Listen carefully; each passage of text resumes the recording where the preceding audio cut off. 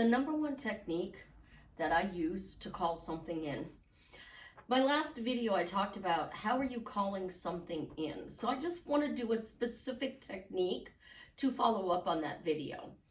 To call something in, you constantly talk about how you have this thing in your life. How do you have the relationship, the car, the house, the money, the lifestyle you want to live? It's by calling it in.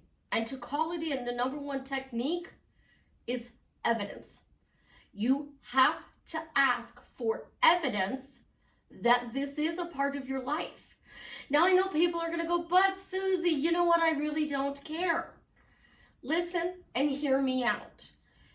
A cop on a job is investigating a crime that has happened. The way they prove this crime is by finding evidence of a certain person doing this crime. Doesn't matter what the crime is. Manifesting is the same way. We are looking at evidence as this person is committing a crime or this person is making us happy.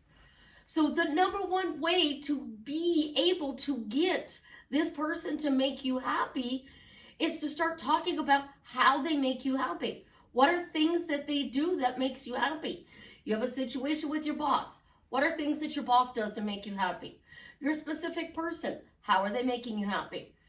Now, we're going to talk about this in a blatant way because you don't have to clean up your past in order to get this person to conform. I hate that word.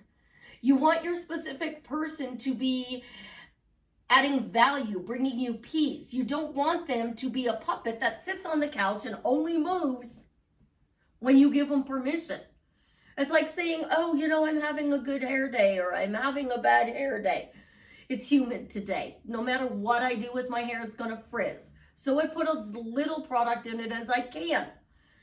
Evidence, it's humid. Go look at the weather app. Amazon is delivering a product. You can track it. It's evidence that it has been shipped. It's in transit. It's out for delivery. We have ways of seeing everything in our life that we want to work, except when it comes to our love life. When it comes to our love life, we're like, oh, but they're doing this, and oh, but they're doing that. You're giving the universe evidence that they're mistreating you so that they can continue to mistreat you. So how do you change this so that you get evidence that this person is doing what you want them to do in a generic way? Because I'm not going to micromanage what they wear every day, what they say to me every day, the fact that they bring me flowers or other gifts on a regular basis. I'm going to do something simple, like an I'm spoiled technique, which is the base of my teachings, because the closest thing to love is being spoiled. People do nice things for you. They make you feel good. They make you feel seen, heard, and appreciated. That's all part of spoiled. If you don't like the word spoiled, figure out your own word. Blessed, lucky, appreciated, seen, heard, like pick a word. Go look it up in the dictionary and see if that is actually what it means to you, because that's important when you're looking for evidence. But first, this is Susie, your beautiful Swan Queen. Welcome back to Discover Your Inner Royalty with the King's Incredible Daughter. I am the best life coach with a 99.6% success rate in helping people get together with the love of their life. When you want to work with me one-on-one, join my paid Facebook group, Upscale Your Money. The links for calls and the Facebook group are in the description below. If you want to do the work and clear the negative stories, I have a program, Discover Your Inner Royalty, with the King's Incredible Daughter, that'll allow you to bust through a lot of the beliefs, blocks, things that you think you're holding back from getting you what you desire by clearing your negative stories. It's in the description, guys. When you change your story and you start looking for evidence of things going well in your life, things are going to start to go well. And what technique you pick to find evidence? I see. I'm spoiled. I'm blessed. I'm lucky. And it's not the lucky girl syndrome. Oh, I'm so lucky the lights are green on my way to work. Honest to God, I wanted them red. Didn't want them green when I was going to the call center to answer phones for the bank. So I wasn't lucky if the light was green. I was lucky if the light was red. If I got to work in 5 minutes because there was no traffic, then I would sit outside and be like, oh my God, I don't want to go in there, because it was the same day, different day, same drama. Same drama as the day before. You're dealing with people's money, and sometimes it can be very tense. You have to pump yourself up. You have to talk about how, oh, this job is easy. People just tell me stories. Some are good, some are bad. And here's the catch. When I had the good calls, I talked about the good calls. Oh, I got thanked today. Parents appreciated me because I explained the overdraft fees and how to get their kids to stop doing it so it doesn't affect their account. Because parents, if you have children and your name is on their account and they're constantly overdrafting their account, it affects your banking. And a lot of people don't know that. They're thinking, oh, well, you know, no, it affects you because your name's on the account. When you look for evidence, I live in the show me state. So show me today is a good day. Show me that things are getting better. I see today is a good day. I see today is a great day. Today is a great day, and I see that today is a great day. Why is today a great day? Well, let's give reasons now. That is answering your questions, your phrases, and your statements. So you have a phrase, I see today is a great day. What do you see? Oh, I see that I'm able to get my video done today. I see it's quiet. I got to sleep late this morning. For me, late is 8 a.m. 9 o'clock is even later. So the fact that I didn't get up till 9 a.m. and I'm like running to try to catch up. And it could be a bad day because I'm catching up. I should be wearing my Manic Monday shirt because Sunday is really my Monday. And I wish it was Sunday, but it's not, it's Monday.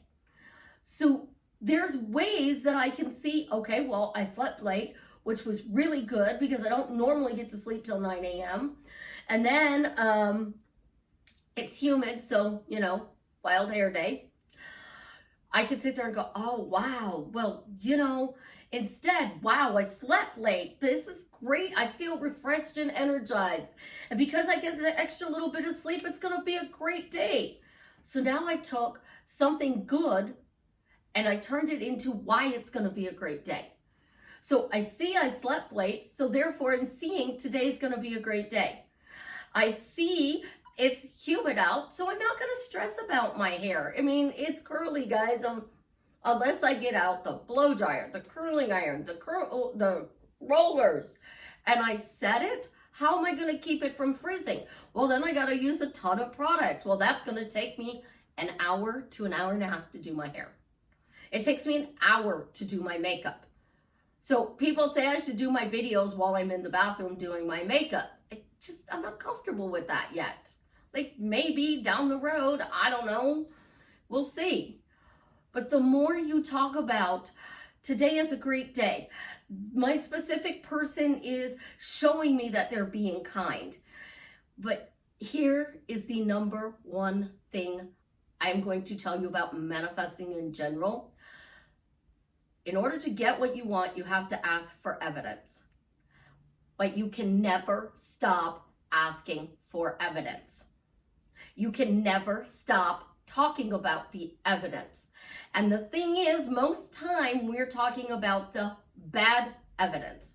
And all of you out there who want a text, I need a text, I need a text, I need a text. They're ignoring my texts, they're ignoring my texts. I'm blocked, I'm blocked, I'm blocked. You're giving the universe a job to do of no text messages, blocking you on social media, through text messages, whatever way they're blocking you. And then you're constantly looking and you're picking it up and going, oh, no, I'm still blocked. Nope, I sent a message, it's still blocked. Set up, it's still blocked. So we're talking about what we're getting and what we're not getting anyways. So the more you talk about what you do like and the evidence that you do want more of, what's going to happen? I literally changed my relationship with my past by saying, you know, it is what it is. And because it is what it is, I was able to, you know, look at it and say, it wasn't the greatest childhood, but I'm okay with it. It made me a better mom because I gave my children what I didn't have growing up. So when you start talking about things, you're at work. Oh my God, today's an awful day. How you feeling today? Oh, I don't feel good. Now your body has to give you evidence you don't feel good. Your job has to give you evidence that it is a bad day. Well, let's get into your specific person again. The way to change your specific person, I see our relationship is getting better and better.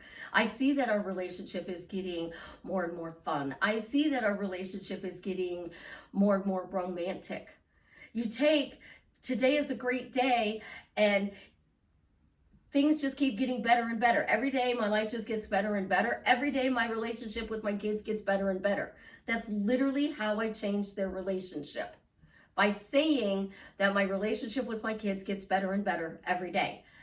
And I said it to my children's faces. I talk to the people I'm in a relationship with. I had a really quiet evening last night. I watched a movie with an old friend and we caught up. It was a really nice evening. And we discussed the fact that we really hadn't talked in 2 years. We discussed it. We didn't fight over it. We didn't accuse. We just talked about it. And it didn't have any hard feelings because it was like, oh, well, you did this and you did this and you need to apologize and I need an apology for this and I need an apology and I need to understand why you let this happen. I'm like, you know what happened? Technically wasn't your fault. And I was angry at the wrong person. And we talked about what happened and we cleared it up and we are able to move forward. Did I need an apology? Him apologizing isn't going to make the situation right. The person who did the wrongdoing apologizing, I don't even want it anymore. That person no longer is relevant in the picture. So when you focus on the third party and needing an apology, the apology becomes the third party. The apology becomes the reason you can't have this amazing relationship. You go to a psychic, you go to a tarot card reading. If you are one of my clients and you want one of those readings, message me. I'll give you one of those readings. Don't go pay somebody that you're not familiar with. Message me. I'll give you a reading. We can book a call and we can do a reading. If you just have a little, you know, I need 10 questions answered, I might give you a special. I'd say, okay, I'll answer your 10 questions if you do this right now. But what I'm not going to do is I'm not going to sit there and say, oh, well, you shouldn't have done this. Well, why did you do this? Why did you go to this reading? Because you wanted to know and this reader gave you information. Well, you went to this reader from a bad spot looking for evidence that you were wrong. And then they gave you evidence that you weren't wrong. So now you're devastated and you don't think you can have what you desire. Because you went looking for evidence in the wrong way. Your life can drastically change for the better by simply using, I see my life is getting better and better. Isn't it wonderful? My life just keeps getting better and better. Isn't it great that my relationship with this person is getting more and more fun, more and more romantic? Most people are not happy, and we're searching outside of ourselves for happiness. We expect this person to come in our life and make us happy. Your boss can't make you happy. at your job. Only you can. Your specific person can't make you happy in the relationship. Only you can.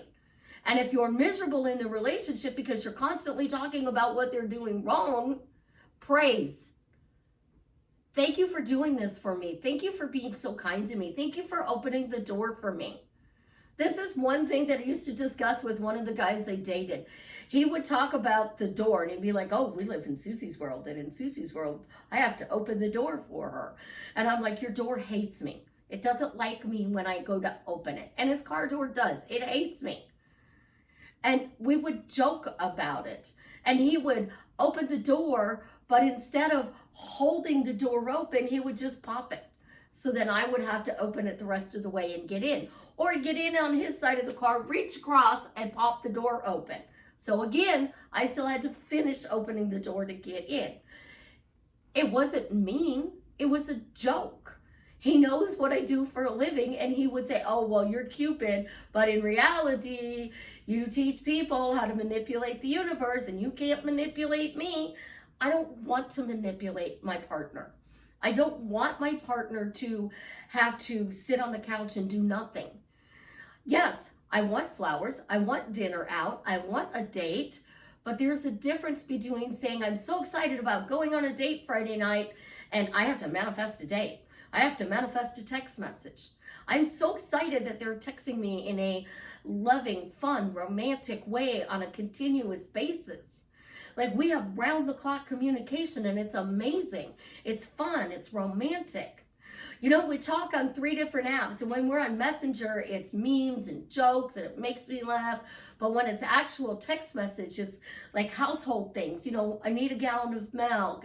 Can you stop and pick up dinner because, you know, I forgot to take out the meat and it's still frozen. Remind me to take the chicken out for dinner tonight. And then we have this other app where we're really romantic, and he sends me these really nice poems and quotes, and he makes me feel so beautiful because I'm getting these messages from him that says, waking up with you is a beautiful day. Today life is great just because you're in it. Now he's giving you evidence of why his life is great. They message you and you're like, oh, it just was awful. When you first start talking, it's gonna feel awful because you're getting to know each other again. So it's awkward. But you're like, oh, we talked about the weather, we talked about family, we talked about work. Instead of, oh my gosh, he told me about his day. How wonderful is it that he told me about his day? How wonderful is it that he told me that he's looking for another job that's going to give him the day shift? Well, if he gets the day shift, then our schedules are going to coordinate. And if our schedules coordinate, then we get to see each other more. But, you know, he works the night shift and I work the day shift. But, you know, I wonder much how longer he's going to work this job. Like, well, when is he going to change the job? So now you start asking, well, are you looking for jobs? Like, what are you looking for? And you start sending them job huntings. And they're like, what are you doing? Stop forcing. Start playing. Do you actually work this hard with your best friend? Absolutely not. You're not walking around going, oh, my best friend's going to call me today. Oh, she's going to text me. My best friend texts me. My best friend texts me. My best friend texts me. My best friend texts me. We don't do that. We go, oh, I haven't heard from my best friend today. I'm going to call her. Make sure she's okay. I'm going to text my best friend. Make sure he's okay. Guys are going to be like, sup? What are you doing? Ain't heard from you for a while. You still alive? We're going to go like, hey, you okay? What's going on? Haven't heard from you. We check in on the people we love, but when it comes to our specific person, it's not that we put them on a pedestal. We are so attached to the outcome of this situation that we get stuck in hot and cold. And the only way out of hot and cold is evidence stories. And if you don't have evidence, create evidence stories. Your best friend texts you. Oh, my best friend texts me. So, you know, texts are going through. He can text me and I see that he's texting me. oh, you know, I had dinner with my best friend. We had a really great time. So I could easily have a really great time having dinner with this person just because I have fun, having dinner with my best friend. Use things in your life to say everything is going better. Cultivate what you want. If you were in a garden and you were planting your tomatoes, your carrots, your lettuce, your cucumbers, your green beans, your squash, you're going to pull all the weeds out. You might even have a picture to see what the growth pattern of this plant looks like so you don't accidentally pull your plant out that you want thinking it's a weed. You pull up a baby carrot, the baby carrot's this big, and you're like, oh, okay, well, this is what the top of the carrot looks like. So now I know I don't want to pull this, so I'm going to pull everything around it that doesn't look like this. You're going to make sure that you are focused on, my garden is growing. My plants are bearing amazing fruit. You know, your big boy tomatoes, they're huge. You're not going to go, oh, my tomatoes are so tiny. My tomatoes are so tiny. You're going to be like, oh my gosh, wait till you see this tomato I have on my plant. Like, it's freaking huge. I've been going out there every day watching it. Like, I even propped it up on something to make sure that this tomato grows. And I keep turning it just a little bit to make sure it doesn't come off the vine and it doesn't get a rotted spot. Like, I want this to be the biggest tomato that has ever come out of my garden. We do this with pumpkins and watermelons too. But with our specific person, we have to train ourselves to look for evidence that this relationship is the way you desire. And you can do this mentally. You can do this physically by scripting. You can speak it into existence. Pick a technique. Every day, write down 5 things that you love about your specific person. Every day, write down 5 things that they have done for you that was nice. If you do not have a specific person in mind and you are creating a person from scratch, so you want a new love, you can still do this same thing. What are 5 things that people did to you today that made you feel nice, made you feel good? What are 5 things that you would like for this person to do for you? So you are out in public. It's going to rain today where I live. So somebody held the door open for you so you could get out of the rain. Write that down. I like that this person held the door open for me today. And you title the top of the page, "The love of my life today held open the door for me so I could get out of the rain. The love of my life offered to get my car for me today." Oh, it was the valet parking person. And they said, "Let me go get your car for you so you don't have to walk in the rain." But normally you don't valet park. Somebody did something nice to you. So take those something nice and say, "Thank you, universe, that the love of my life did this today. And this made me feel good because I was seen, I was heard." And you start building. And then when somebody says, "Are you dating?" say, "I'm finding out all of the things I love about relationships. And when I'm ready to share who I'm dating with, I'll be more than happy to tell you first." You aren't living with this person. You're not going out to eat with this person. You're not texting this person every day. They don't need to know the intimate details of your life. You can go around and say, "I have the most incredible boyfriend. He spoils me rotten. I have the most amazing girlfriend. Like, we get along. We can talk about anything. It's wonderful." And watch people start to show up in your life that are fitting that description.